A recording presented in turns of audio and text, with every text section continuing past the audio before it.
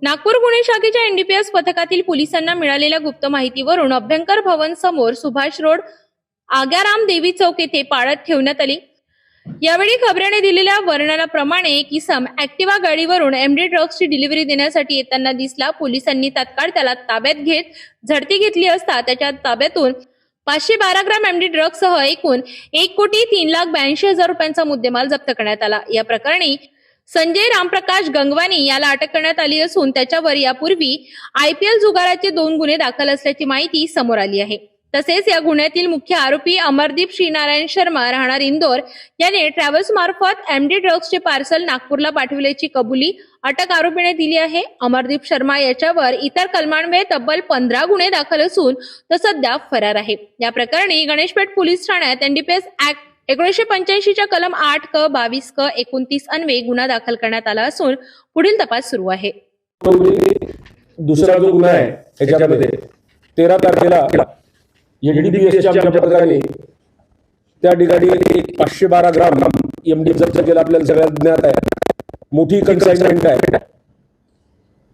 अलीकडच्या काळात नागपूरमध्ये जो एमडीचा साठा येतोय आणि गांजा जो येतोय, ज्यावेळेस आम्ही त्याचं इंटरसेप्शन करण्यासाठी सुरुवात केली त्यावेळेस आमच्या असं लक्षात आलं की एक तर राजस्थान टू इंदोर टू नागपूर या पद्धतीने हा गांजा येतोय।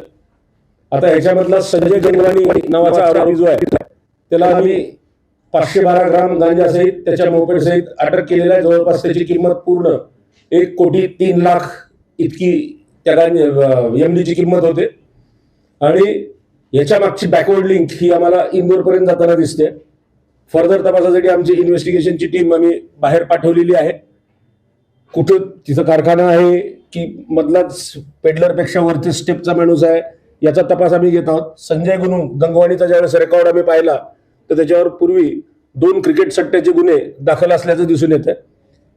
यापूर्वीही त्यांनी अशा प्रकारच्या कन्साइनमेंट आणल्याची शक्यता नाकारता येत नाही, त्या दृष्टीने त्याचा तपास सुरू आहे। 21 तारखेपर्यंत संजय गंगवानीची PCR आम्हाला प्राप्त झालेली आहे। जर यापूर्वी त्यांनी आणलेला असेल तर कोणाकोणाला दिलेला आहे, त्याची फर्दर बिलो लिंक कुठे कुठे आहे आणि विक्रीची ठिकाणं कुठली कुठली आहेत या दृष्टिकोनातून आम्हाला काही माहिती मिळालेली आहे आणि फर्दर इन्व्हेस्टिगेशनचा तो पार्ट आहे। पण सगळ्यात महत्त्वाचं बॅकवर्ड लिंक्स ज्या आहेत त्या बॅकवर्ड लिंक्सवर आमचं लक्ष आहे की जेणेकरून तिथूनच मूळ मुद्द्यालाच आपण हात घातला पाहिजे आणि इरॅडिकेशनच्या दृष्टीने त्यामध्ये प्रयत्न केले पाहिजे। वे ऑफ ट्रान्सपोर्ट जो होता एमडीचा तो आम्हाला लक्षात आलं की ट्रॅव्हल्स आहे। मागे एकदा ज्यावेळेस वे ऑफ ट्रान्सपोर्ट लक्षात आलं मुंबईवरून रेल्वेने येत होतं आणि तेही अननोन व्यक्तीच्या मार्फत, म्हणजे एकाने दुसऱ्याला, दुसऱ्याने तिसऱ्याला, तिसऱ्याने चौथ्याला। इथे ट्रॅव्हल्स वरून पार्सल येतं आणि पार्सलसाठी हा व्यक्ती जातो आणि उचलतो आणि पार्सल घेऊन संबंधितांना तो देतो असं लक्षात आलेलं आहे। त्या दृष्टीने आमचा तपास सुरू आहे। अशा 2 मोठ्या कारवाईच्या दृष्टीने ही पत्रपरिषद आजची घेतलेली होती।